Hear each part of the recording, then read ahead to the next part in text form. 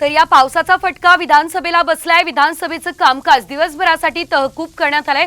मुंबईमध्ये सध्या मुसळधार पाऊस असल्याने कामकाज लवकर गुंडाळण्यात आलंय। मुसळधार पावसामुळे अनेक मंत्री आणि आमदार सभागृहात अनुपस्थित होते आणि त्यामुळे उद्या सकाळी 11 वाजेपर्यंत विधानसभेचं कामकाज हे तहकूब करण्यात आलंय।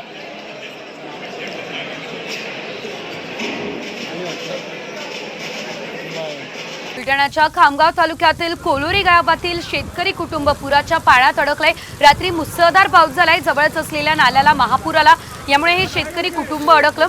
त्यात एकूण 8 जणांचा समावेश आहे। सकाळी 10 वाजेपर्यंत पाणी वाढत गेलंय, त्यामुळे जीव मुठीत घेऊन हे कुटुंब एका ठिकाणी घरात बसून होतं। शेवटी ग्रामस्थांनी जीवाची बाजी लावली आणि त्या शेतकरी कुटुंबाला बाहेर काढलंय। 8 जणांपैकी 6 जणांना बाहेर काढण्यात यश आलंय। अजूनही 2 जण या ठिकाणी अडकलेले आहेत। त्यांना बाहेर काढण्यासाठी आता जिल्हा प्रशासनाने बचाव कार्याची टीम पाठवली आहे।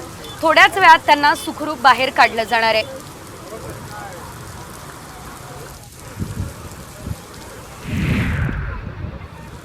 बुलढाण्यातल्या खामगाव तालुक्यात पावसाने हाहाकार केलेला आहे। खामगाव तालुक्यात सर्वत्र पाणीच पाणी साचलेलं आहे। जिल्हा परिषदेच्या शाळेत सुद्धा पाणी शिरलेलं आहे। सुदैवानं शाळेत विद्यार्थी नव्हते।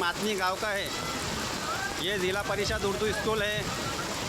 आप देख सकते हैं ये पूरा गांव में पानी भर चुका है।